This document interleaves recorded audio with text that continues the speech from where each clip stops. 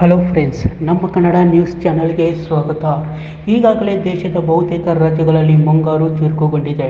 ಇನ್ನು ಕೆಲವು ರಾಜ್ಯಗಳಲ್ಲಿ ಇಂದಿನಿಂದ ಎಂಟ್ರಿ ಕೊಟ್ಟಿದೆ.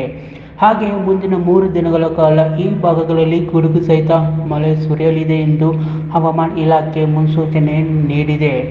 ರಾಜ್ಯ ರಾಜಧಾನಿ ಬೆಂಗಳೂರು ಸೇರಿದಂತೆ ಕರ್ನಾಟಕದ ಹಲವೆಡೆ ಭಾರೀ ಮಳೆಯಾಗುತ್ತಿದೆ. ಕಳೆದ ಕೆಲವು ದಿನಗಳಿಂದ ರಾಜ್ಯದ ಹಲವೆಡೆ ಭಾರೀ ಮಳೆಯಾಗುತ್ತಿದ್ದು ಬಿಸಿಲಿನ ವಾತಾವರಣ ತೀರಾ ಕಡಿಮೆಯಾಗಿದೆ. ಹವಾಮಾನ ಇಲಾಖೆಯ ಪ್ರಕಾರ ಬೆಂಗಳೂರಿನಲ್ಲಿ ಮುಂದಿನ ದಿನಗಳಲ್ಲಿ ಮಳೆ ಹೆಚ್ಚಾಗಲಿದೆ. ಈ ಬಾರಿ ಹೆಚ್ಚು ಮಳೆಯಾಗುವ ನಿರೀಕ್ಷೆ ಇದೆ.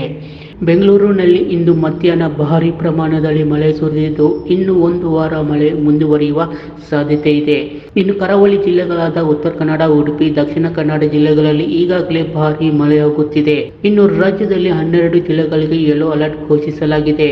ಕರಾವಳಿ ತೀರದಲ್ಲಿ ಮೀನುಗಾರಿಕೆ ಮಾಡಲು ಸಮುದ್ರಕ್ಕೆ ಇಳಿಯದಂತೆ ಎಚ್ಚರಿಕೆ ನೀಡಲಾಗಿದೆ. ಉಡುಪಿ, ಉತ್ತರ ಕನ್ನಡ, ಬಾಗಲಕೋಟೆ, ಬೆಳಗಾವಿ, ಧಾರವಾಡ, ಹಾವೇರಿ, ವಿಜಯಪುರ ಜಿಲ್ಲೆಗಳಲ್ಲಿ ಆರೆಂಜ್ ಅಲರ್ಟ್ ಘೋಷಿಸಲಾಗಿದ್ದು ಜೂನ್ 12ರವರೆಗೆ ಮಳೆ ಮುಂದುವರಿಯಲಿದೆ.